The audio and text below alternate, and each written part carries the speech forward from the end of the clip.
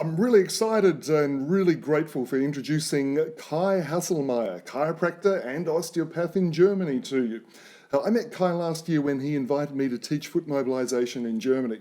Kai is well respected, not only in the chiropractic profession, but he also has general practitioners, including his wife. He has physicians, orthopedic surgeons, as well as manual therapists, keen to learn from him. We had a great sample of all these professions in the course that he organised. It was a great workshop we had, for sure. I even had the great opportunity to be a patient of Kai's, and he is truly a world-class practitioner. Kai's also written and published the first German text on chiropractic.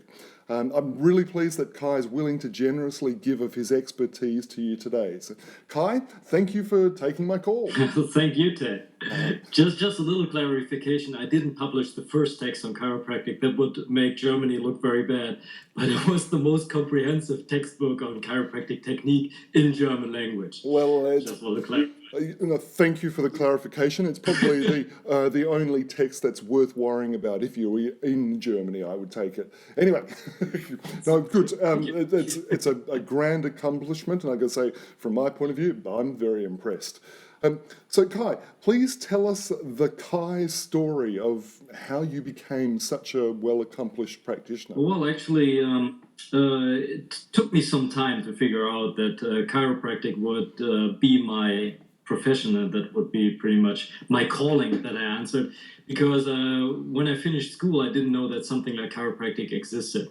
So I was always interested in anatomy and interested in medicine, but like general medicine or allopathy wasn't really my thing. So I was quite clear that I wouldn't study medicine, and I didn't know about chiropractic. So I did some other things first, and some years later I met a guy that I had gone to school with, and he had been in, I think it was Great Britain, and I'd been to chiropractors and made this experience, and he was telling me very enthusiastically about it.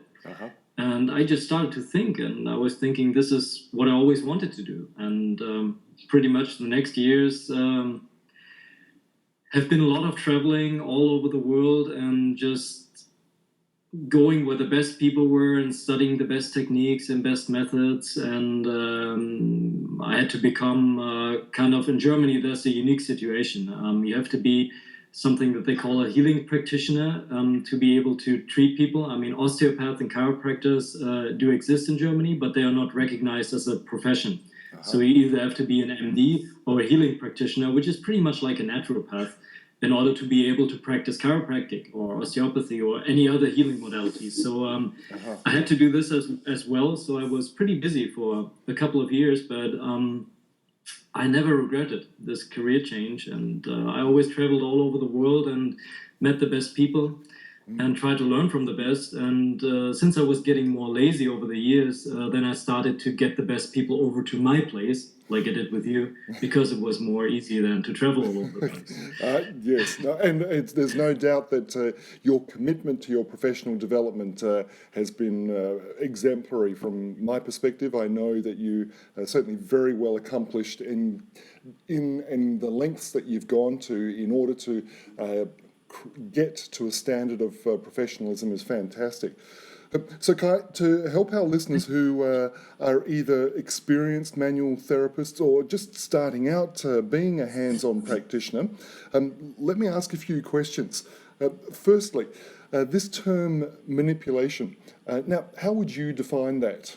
Well, I think as a chiropractor I have a little different thinking about the term manipulation, because as a chiropractor, I'm convinced I don't use manipulation in my work, because if you look at the definition of manipulation, it is using a force to take a joint past its physiological end range, which is something that a chiropractor doesn't do, and I think no practitioner should do, because we're actually, when we adjust people, and I would always call it an adjustment, what we do, we never ever take the joint past its physiological end range. We actually, it's not even that we move the bone ourselves, even our founder, B.J. Palmer, said that with an adjustment, we don't put the bone somewhere. It's just we are helping the body to put the bone where it belongs. So it's pretty much when you have a subluxation anywhere, it doesn't matter if it's the foot or if it's in the spine, the body will always try to correct the subluxation itself. Yes. So you will always have muscles that try to pull the bone back. I mean, you have talked about that at the seminar in great detail, talking about the talus and all the muscles in the leg who try to pull the talus back and stabilize it, which causes problems all over the leg and the knee and in the hips and all of that. Yes. So pretty much the body is trying to self-correct because it's a self-correcting mechanism. The Yes. innate intelligence of the body is trying to correct the subluxation. But since we usually can't move as precisely that all the force is concentrated at one joint, that's pretty much we can stretch like in yoga, but if we stretch, we will move like 10, 15 or 20 joints at the same time. We will not just move one. Yes. The body will maybe have the ability to pull the joint back somehow, but it can't really fulfill the job. And what I do as a chiropractor when I deliver an adjustment is I introduce a very, very specific force in just the right direction where the muscles are trying to pull the bone. Yes. So pretty much I don't really intellectually decide this bone has to go this way because the body knows where it's going. The muscles are pulling in that direction. So I'm introducing a force that is enough so that the body by itself, with the help of the muscles, can pull the bone back in place. Okay. And the body is actually correcting the subluxation. Okay, so actually the difference between manipulation, especially in the spine, that is sometimes practiced by medical practitioners or physiotherapists or even osteopaths, is that they oftentimes use very large levers and they move the patient a lot, twist the patient a lot. And that's pretty much what we're trying not to do in chiropractic. So when we move the patient, we always move the patient less than the patient moves in daily activity of life. So for example, if I would adjust your cervical spine, I wouldn't move your neck far less than you would move it when you turn the head to the left and to the right before crossing a street. That's the main difference. Okay. So pretty much we're never taking a joint past its physiological end range. We're just positioning the body in a state of ease, and then we introduce just a very specific, fast, but not very powerful, but just fast force in the perfect direction so the muscles can pull the bone back in place, and the body is pretty much bringing the bone back. So that's really the difference between an adjustment and a manipulation, because we will never move a joint past its physiological end range, and I think you should never do that. Yes. Now that's great, Kai, because you've made a very astute and important distinction here with manipulation. But what about a high velocity, low amplitude force within a joint's normal range? Would that be a potentially dangerous thing to do? Well, that's a good question, and let me answer it with a little more detail, because that's very important. First of all, of course, whenever you work with the human body, there is always some kind of risk that remains. I mean, if you touch a body, there will be some risk. Okay. We just have to figure out how high this risk actually is. So of course, if somebody has some pathology that you didn't know about and you're introducing a force in the area of pathology, of course you could increase something for some time. Yes. If you have somebody who has maybe subluxated talus, when we talk about FMT, for a long time, and you're introducing a force and the joint starts moving again, you might cause a lot of inflammation going on that will give the patient maybe some pain for a couple of days until the inflammation goes down. Yes. Actually, that's a pretty good reaction because the inflammation is a repair process, but you might aggravate the symptoms for some time, which is a risk that we actually have. Okay. Yeah. If we're thinking about maybe working on the leg, if somebody would have I don't know the English word, like a blood clot in a vein. Yes. What would you call that? Deep vein thrombosis. Yep. Yeah. And you would just, for example, use like fascial release techniques in that area. Yes. It's always possible that you could that this fascial technique, that the pressure on the muscles could result in this blood clot getting loose and swimming up the vein and going into the lung and causing a lung stroke. Yes. That is possible, but actually massage therapy would, and it actually is, would be the most dangerous therapy, if you consider that. Yes. So actually, high velocity, low amplitude thrusts that are more delivered to the joints and are more aiming to do something to the joints and to the nervous system are actually way less dangerous. Yes. Because the real dangers are more like things that I've been talking about that would be elicited much easier with deep massage therapy and rolfing and tissue release and stuff like that. Yes. Of course, if you have severe osteoporosis, you have to work differently on a patient. Yes. And actually, I've been treating people in the late 80s and early 90s with really severe osteoporosis that was obvious on X-ray. And you can still treat those people. You just have to narrow the force down so it is extremely, extremely light. And it might take you 10 treatment sessions to accomplish what you would have accomplished in one treatment session with somebody who hasn't the osteoporosis. Sure. But you can still do something if you change the force. Yes. And I think there's something that really clarifies how risky what we're doing is. And I mean, with you, you're working on the feet, so it's a very specific area that is actually doesn't have so many dangerous anatomical structures around it. Yes. But if you look at chiropractic care for babies and children, I think that's really something that shows us how risky high velocity low amplitude thrusts are, because we would always think children are very delicate and it could be more dangerous to treat children. And there's been a lot of great research out that actually looked at the risk. For example, there's been a study, it's an old one, but I think it's a really good one, by Pistolesi and et al. Mm-hmm. And they were looking at chiropractic care for children between 1966 and 1977 in a huge comprehensive literature study. And they figured out that during this period of time, over 500 million chiropractic adjustments were given to children. Uh-huh. And the risk of neurologic or vertebro-basilar complications was 1 to 250 million. Wow. Okay. This means, Yes. this actually means being struck by lightning is much more likely. Ah. And this is an older study, so you could say, well, it's pretty old, but let's get into newer stuff. 2014, there was a comprehensive literature study by Todd et al. Mm-hmm. And they investigated the incidence of serious complications caused by chiropractic care for infants and children.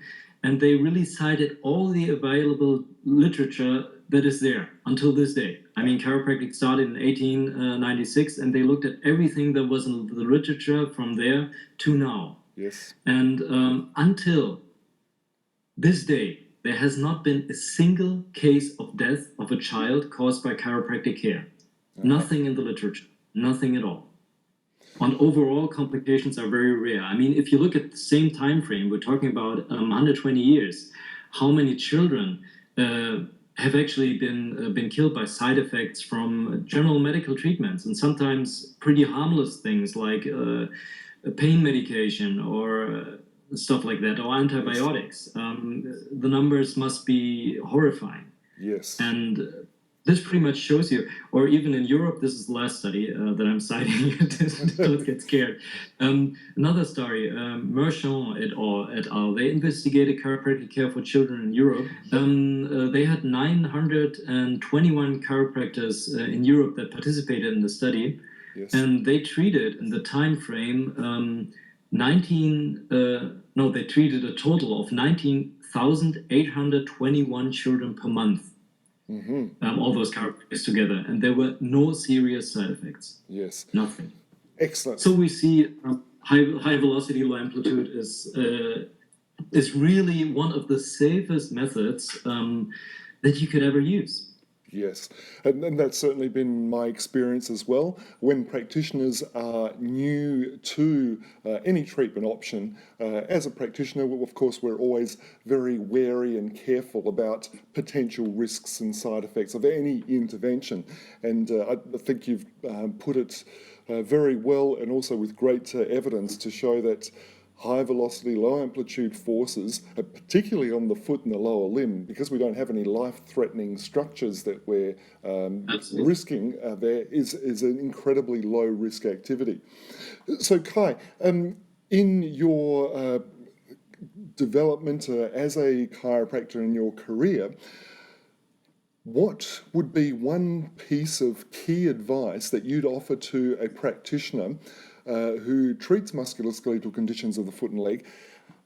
How can they develop their skills, their palpation skills, their use of the hands? What's the thing that really helped you develop the skill in your hands? Well, actually, the first thing that I would recommend to everybody is jump right in after the workshop. I mean, the biggest mistake, especially if you're really new to using your hands on patients, is that you kind of get scared and that you don't start using it right away. Yes. I mean, you really, if the workshop ends on Sunday, maybe treat your spouse on Sunday evening, or anyone in your family that can't run fast enough. They will run fast enough after the treatment. But start on Monday. Start on Monday. I mean, don't pick the most difficult and most scary patient that you have, but yes, just take some cases and start working on it right away. Yes. And I mean, especially the FMT techniques are so light and safe and gentle. Even if you didn't have the great success that you wish for, you would always do something for the patient, and it feels good for the patient. Mm-hmm. And especially, I mean, your clients like to be touched. They like to get the attention. Yes. And it's a huge difference than just having the doctor in the white coat sitting behind the desk and judging your health status from like 10 feet of a distance. And I mean, in most medical practitioners' offices, you don't even get the chance to drop your pants. It's just, it's just from a distance, and then you go out and have the red pill or the blue pill, and that's pretty much it.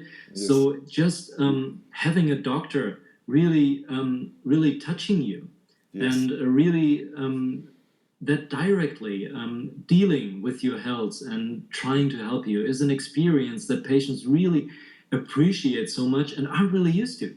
Yes. And especially if you're not a chiropractor or an osteopath or a physical therapist, if you're a doctor of podiatry or a medical doctor, you will stick out in your profession. Yes. I can just imagine Mrs. Smith talking to Mrs. Miller and telling that her podiatrist did some nice things to the foot and it feels so loose. And Mrs. Miller says, well, why has my podiatrist never touched my feet? Yes. It's really a difference, and it feels good, and it shows that you care. Mm-hmm. And you gain confidence with every person that you teach if you just jump into it and trust it, and the body will help you. Yes. You're not alone in the room with the patient, because the patient's body is intelligent, way more intelligent than we will ever be. So if you just introduce a force, even if it's not specific enough, even if the direction isn't perfect, the body will just take it and run with the ball. So if your force is just going a little bit into the right direction, the body will use this force to improve its health status, because it's a self-healing organism. So you will do something for the patient, even if you're not perfect, and the patients will love it. So it's actually, you can't lose. Yes, I agree. Beautifully put, well put, Kai. That is fantastic. Tell me, from your personal perspective, what helped you turn the corner or really get some progress happening with your palpation skills? Was it something specific? Well, different things. One thing with palpation that I could recommend to everybody is go lightly. Especially in the beginning, people are often very heavy-handed and they use a lot of force. And actually, the more pressure you use, the less you will feel. So, I mean, of course, you have to get into the texture of the tissue a little bit to feel something moving, but in general, you can always say less is more. Because if you're using too much force and too much pressure on your palpation, you really won't feel anything anymore. Yes. You might need that if you want to have a response from a patient. I mean, if you ask, does it hurt here? And you just touch it lightly, the patient won't be able to tell you. But Yes. just using a little less force makes your tactile skills, your touching, you feel much easier.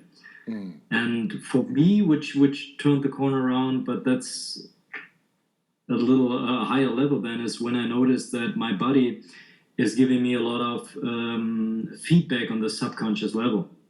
That my autonomic nervous system is pretty much reacting to things going on in the patient's body. For example, if you would just, I'm taking the spine as an example because it's a bigger structure, but of course that would also work with the foot. If you run down your fingers down the spine of a patient, and you cross over areas where the patient has a problem, your nervous system notices that. There's a lot of things going on a very subtle subconscious level. So you will have, for example, you will have a sweat response in your fingers. And it will get a little sticky when you run over those areas.